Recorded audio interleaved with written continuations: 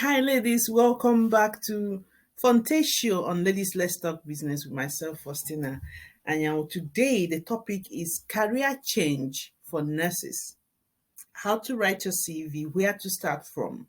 So, it's been a while since from time to time I get people, my colleagues, and asking me how can they make this switch. They want to leave the profession, they feel stuck for whatever reason. Sometimes it becomes boring for them, they want to try something new, or they feel that they still have it in them to explore other things in their lives, and or probably they feel they've spent quite some time in the nursing profession and they just simply want to leave for whatever reason that you want to leave, but you don't know how to.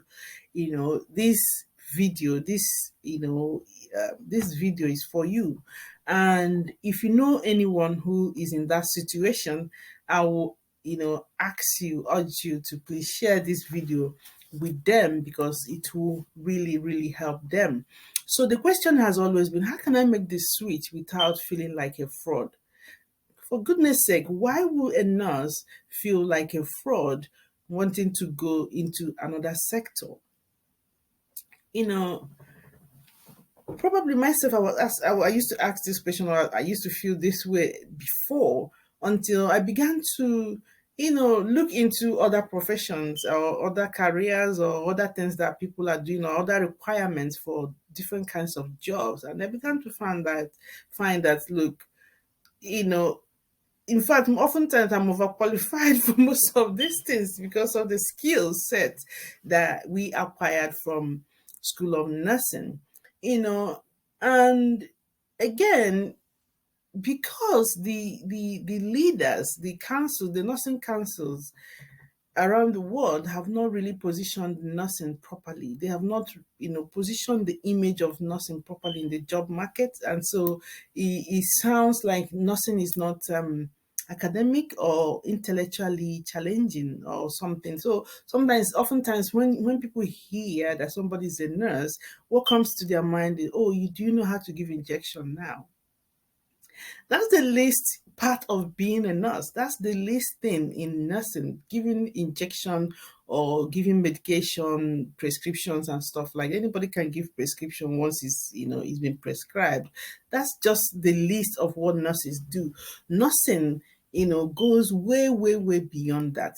We didn't spend 4 years in school learning how to give injections. So that should ring a bell for people when people ask this question. Some of the key subjects that we learned in school were behavioral science, psychology, psychiatry, community health, anatomy and physiology, and pathophysiology. And we did dietetics, yeah, we did I can't even remember many of them because at each stage there are different courses that we are doing. So it's left for you as the nurse now to go back and look at the wealth of academic courses, the things that you had to deal with while you were in school.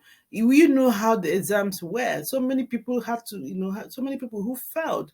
If you fail one year, you resit the exam, and if you fail again, you are thrown out of the school. So nothing is not as simple as people make it, and the way it's been positioned around the world, and make it feel like sometimes nurses get stuck in that profession because they feel there's no other opportunity for them out there, or they have to come out and start all over again to go back to school before they can find what to do. Of course, if you're in nursing, or before you come out, you can find some areas of professional training that you can do that will help you to make that switch. And in fact, I recommend it that before you make the switch, make your research very well, make your make a research very well on the area or the sector you want to go into. If there's a um top up training that you need or qualification that you need, please try and get it before you jump. Some people will tell you that, oh, just jump, you just take the leap down.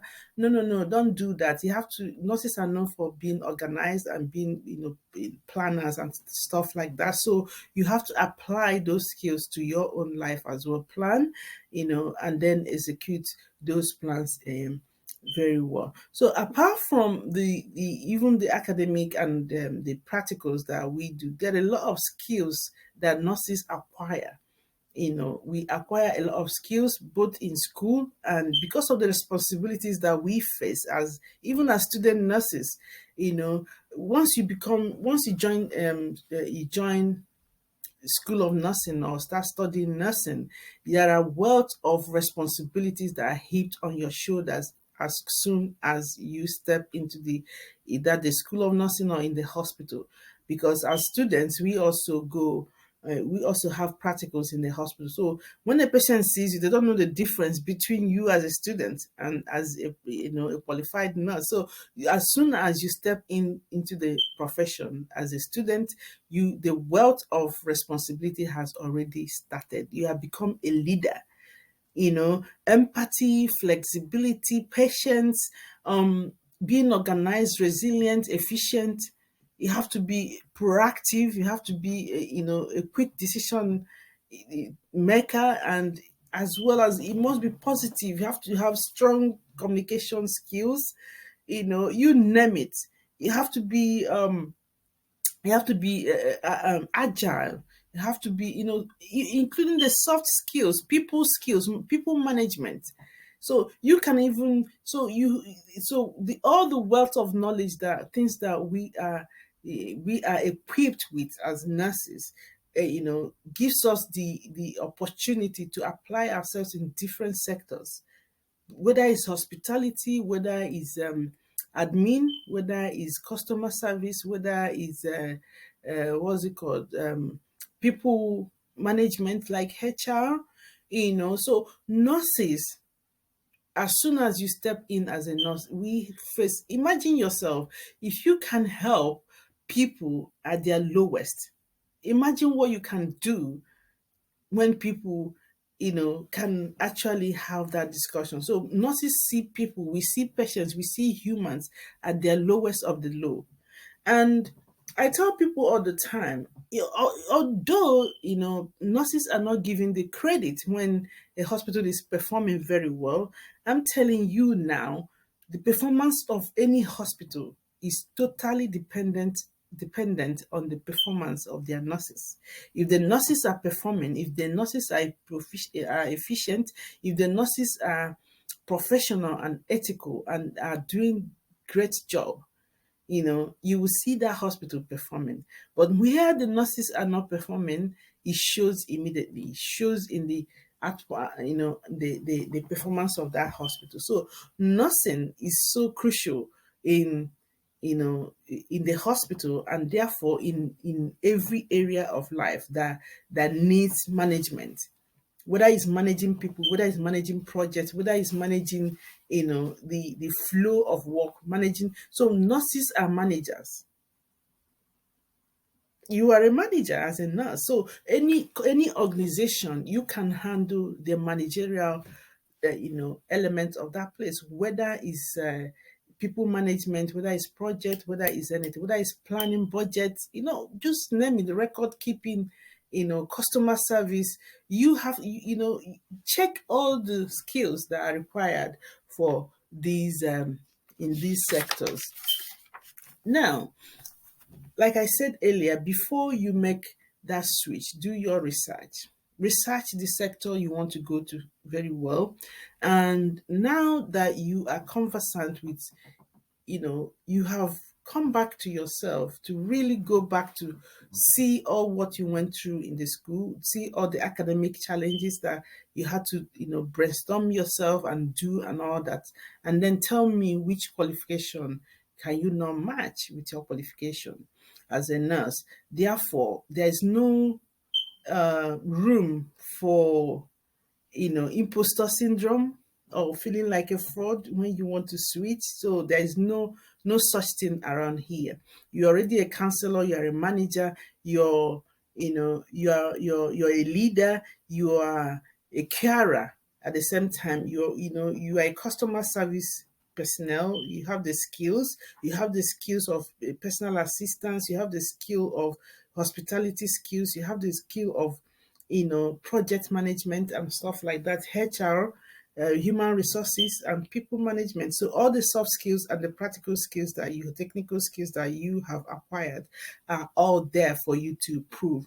Now that you have done this, you have to check the sector you want to go to, look at the skills or what they are looking for, qualifications they are looking for. If there's a top-up qualification you need to get, please go and find it and do it.